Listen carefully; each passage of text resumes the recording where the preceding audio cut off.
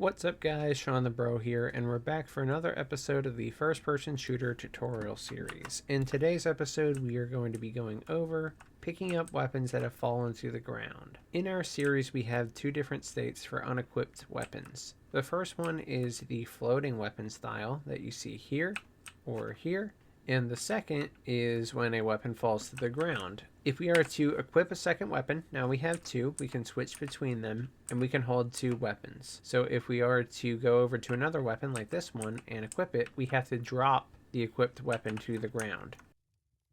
That is the second state of weapons that are not equipped. But if we try and equip this weapon again, the other weapon is just going to fall out of our hands. This is because we never re-enabled behavior for the weapon when it gets equipped. So it still simulates physics and doesn't follow the same rules when we equip our weapon from the floating position, as this weapon does not have those rules applied to it. Now we may not want to support both floating and on the ground weapons in our series, we just never applied these physics right off the bat to our weapons that we spawned in the world. Regardless though, the main thing is that when we do decide to pick up a new weapon after we've dropped it, we can actually hold it in our hands instead of it falling to the ground. That's what we're going to be covering in today's episode, as well as some additional cleanup around weapon interactions, picking up weapons, and dropping weapons. If you want to get caught up in the entire series and see how we've done things like our enemies with their health bars, interacting with objects in the world like the door, or taking damage, I'll link you to the entire first-person shooter tutorial series where you can see all of that behavior and a whole lot more. Alternatively, if you don't care about that and you only care about your dropping weapons, your weapon inventory, weapon management, and other things related to that, you don't have to follow along with the whole first-person shooter series to watch this episode. I do recommend that you watch at least the first episode of the weapon interactions and picking up weapons, as we are going to be building on top of that logic for today's episode. I will link that episode right here in the top right corner if you're interested. With that said, we can go ahead and get started. This is a code and blueprint tutorial series. We are going to be working mainly in the code today. Starting out, let's go to the code and we'll go to our FPS tutorial character.cpp and FPS tutorial character.h. Now the first thing I want to do is go down to my drop weapon function. You can press Ctrl F to search for it, or you can simply scroll down to where this function is in your FPS tutorial character.cpp file. When we are dropping our weapon, we've done quite a few steps here. So we've detached the actor, which is the weapon, from our character. We changed the collision profile of the weapon to the ragdoll type, which is a physics compatible type that we have. We told the weapon to simulate physics, which allows it to fall, be affected by gravity, bounce, that sort of thing. We reset the owner to none on the dropped weapon. We called a blueprint function, drop weapon BP, which enables the collider for the pickup or for the weapon, and we told the character that they no longer have obtained this weapon. Then we remove the weapon from the array of weapons that the character has access to. This is pretty clean and it does what we need to do. But then we had another function called swap weapon with another. This is when we go out to a weapon, interact with it, and we want to equip that weapon and unequip the current weapon that we have, like in the demonstration earlier. What we do is we drop the current weapon. I'm going to add some comments in here. So drop the current weapon, or actually we'll say drop the weapon at the expected index, just in case for whatever reason we're swapping with another weapon that we have and it's not the current weapon. Next, what we were doing is adding this new weapon to our weapons array and setting that weapon to be obtained by the character. So add the new weapon to the array of weapons, or the container of weapons for the character. Then we were giving access to the weapon for the character.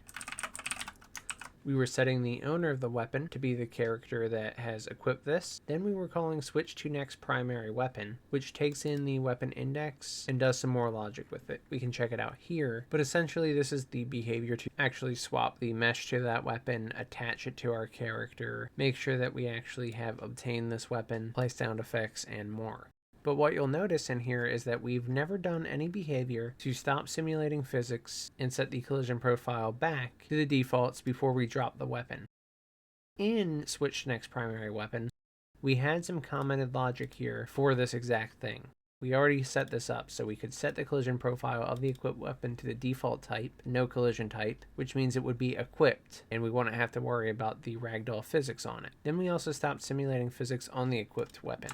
Now we want to do both of these things in here for today's episode, but there's more that we're going to want to do with this as well. First things first though, both in switch to next primary weapon and drop weapon, we really want to make sure that this is a valid weapon and a valid index in this array before doing these things. Kind of silly that I never checked for this before, because if we call drop weapon somewhere and the weapon is not valid, or the index that we pass it is not valid, we can actually crash from this. Luckily, we were pretty careful with what we were passing in and what we were doing, but I still think the right move here is to check for a valid weapon or valid index before we do this. So at the top of drop weapon, I'm going to add an if statement, if weapons dot is valid index, and we'll pass in index to drop. And what we can actually do is put an exclamation mark here to say if not weapons dot is valid index, index to drop, which means if this is not a valid weapon, I want to log an error, which we can do with UE log. We will send it to log temp, which is the basic log that our output log goes to. The severity is going to be error, and then for the text itself we say text for the text macro and put in our log information. Something I've started doing recently is putting in the name of the class, like a FPS tutorial character : drop weapon. So class : function, and this means this is where this log is from, right? So if I'm looking in the output log, I can automatically know that this log occurred here without attaching using breakpoints or anything like that. Just makes it very nice to read through this. Then for the log itself, no weapon with index %d for decimal or %i for integer is found or was found. You don't have to put the single quotes here like I'm doing. This is just how I like to format my logs. Then after the quotes here in the text macro, we can pass in our index to drop. The %i that we added right here notifies this log that we are going to be passing in an argument here. We can log that out, and then we can return from the function because we don't have a valid weapon to work with, so we don't want to do any of this. We can copy this whole section right here, and we should put this in switch to next primary weapon as well. In this function, we don't have an index that we pass in that we have to use. We have this for switch index. What this really means is if it is a value greater than -1, we are being forced to swap to this weapon. For example, in games where you interact with a weapon for the first time, you may be forced to equip it. Or if you don't have any equipped weapons and you walk into a weapon, you may automatically equip it. In that case, we pass in the index of that weapon and then we use it later in this function. Alternatively, if we don't have a for switch index, we just use weapon index. What we're doing here isn't really valid because of this. What we need to be checking is if weapons.isValid index weapon index, and we only need to use this before we use weapons weapon index. Where this logic is right here is incorrect. We don't want to assume that we want to use weapon index for the reasons that I just mentioned. We may want to use this for switch index, which weapon index gets set to later in the function. So what we should do instead is go to this log here, change the function from drop weapon to switch to next primary weapon, so our log is accurate. Then in the argument for the log, don't pass in index to drop, but instead pass in weapon index. Next, this whole if statement that we just added, we want to put this down below where we're going to use weapons at weapon index. The first case of this is in switch weapon.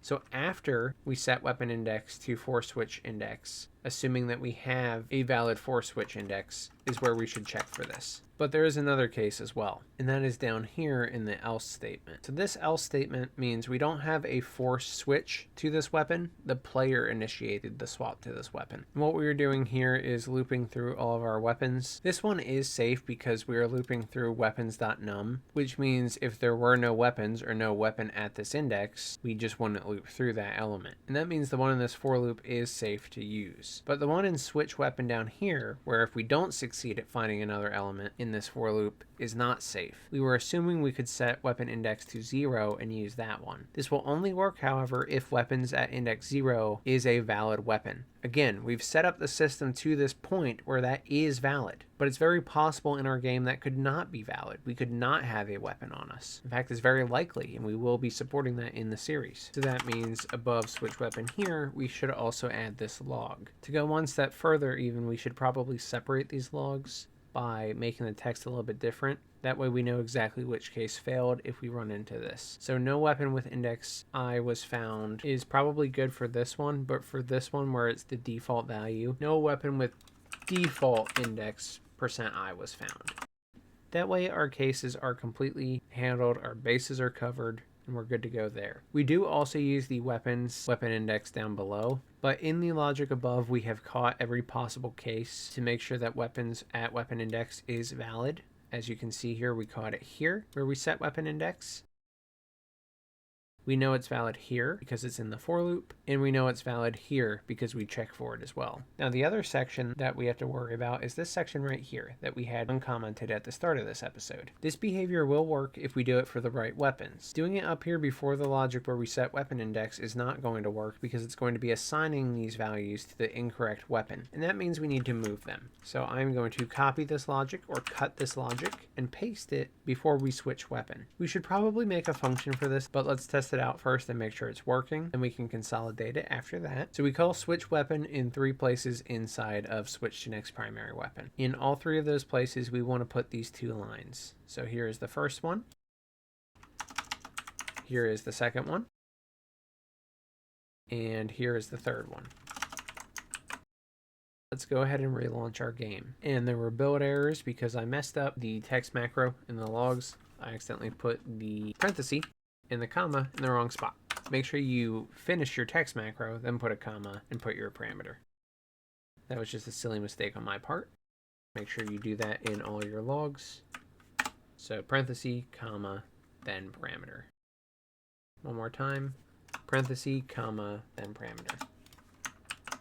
Okay, let's try launching that again. The editor is back open. If we clear our output log and launch here, we can go and play our game. Let's equip a weapon, and then let's equip another weapon. Then let's try and pick up that first weapon again. And you'll see that it works. It worked beautifully, actually. And we can do this as many times as we want. So if we try and pick up this weapon now, it will work. If we go back to our code, what we should do is make a function for that behavior, as I mentioned. We're just repeating the behavior 3 times inside of switch next primary weapon. We called this drop weapon initially when we did all of this behavior. We could call it something like pick up weapon. The way it works now is we have this interact function, and when we interact with a weapon, we call swap weapon with another if we're going to drop it, or we call switch next primary weapon if we don't have to drop a weapon. So pick up weapon is a valid name for it in my opinion. It doesn't conflict with any of our other function names. Let's go right above drop weapon. Pick up a weapon. And we can make this U function blueprint callable with a category of interact if we want, so that it's similar to drop weapon.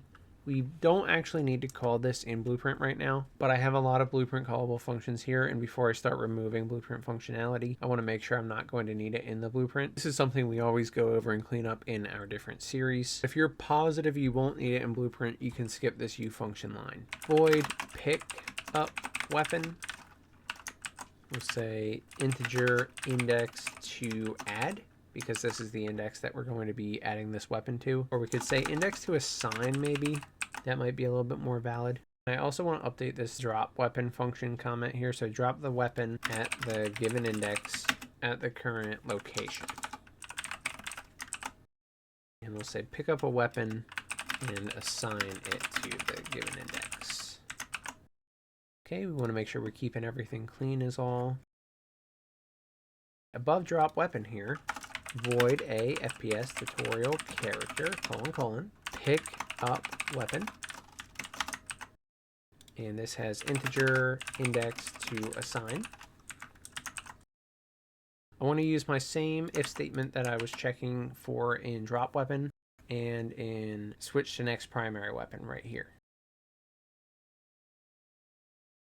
If not weapons, that is valid index, index to assign, UE log temp, error, a FPS tutorial character, pickup weapon. It's going to say no weapon with index I was found, and what we're passing in is index to assign this time. Then for the logic underneath that, we need those 2 lines that we were copying and pasting in switch to next primary weapon, which are these 2 right here, where we were setting the collision profile and setting simulate physics. There will be more that we do in here, but that's what we need for now. And in here, instead of using weapon index, we want to use the index to assign. This likely will be weapon index that we're passing into this function, but if it's not, if we want to pick up a different weapon at any point, we just give it the corresponding index. So no reason to lock us into weapon index. Now if we scroll back down to switch next primary weapon and go above switch weapon one more time, we want to call our new function in here, which is pick up weapon. And we want to pass in weapon index. And we'll add some comments. Pick up the weapon at the given index. Switch to the weapon of the expected type. And we're going to do this in the sections that we're calling switch weapon. So right here, where we're calling switch weapon and we were setting simulate physics and the collision profile, we can just paste our logic that we have there. So instead we're calling pickup weapon at weapon index now and calling switch weapon, just like we were before. And for the last switch weapon here and the collision profile and set simulate physics, just replace that with this. So pick up weapon at weapon index and switch weapon. Now this will work, but it will be a lot cleaner. At this point, you're ready to launch again. This should work for dropping our weapons and picking them up. I hope you guys enjoyed this episode on picking up and dropping your weapons with physics and collisions. If you did, please subscribe. It helps the channel greatly, and I really appreciate the support. If you're interested in supporting the channel further, you can check out my Patreon, YouTube membership, or Discord subscriptions to help support the channel and get some really cool benefits along the way. If you ran into any problems following this tutorial or any of my tutorials, feel free to join the Discord community. There is a link in the description, and I would be happy to help you out. Anyway, guys, that's all I got. Thank you so much for watching. I'm Shawnthebro, and I'll see you in the next one. Goodbye, guys.